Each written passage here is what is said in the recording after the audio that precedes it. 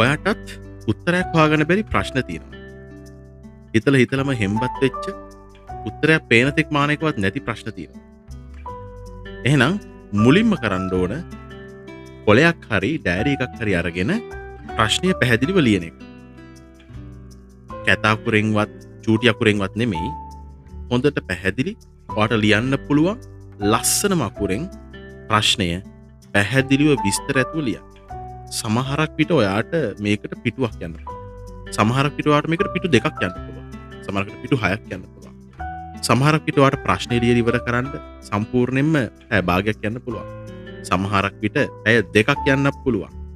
කොහොම වුණත් අවසානයේදී අපේ ඉලක්කය වෙන්න ඕන ප්‍රශ්නය පැහැදිලි අකුරෙන් සම්පූර්ණයෙන්ම ලියලා ඉවර වෙන එක.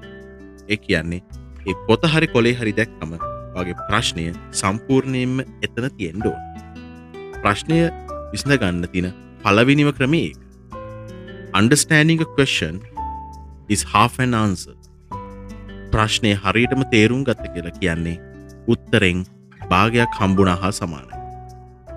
එහෙනම් මුලින්ම ඔයාගේ ප්‍රශ්නය පැහැදිලිව විස්තර ඇතුව හොඳට නිරවුල් මනසකින් රිලැක්ස් තැනකට ගිහිල්ලා හොඳට ලියන්න.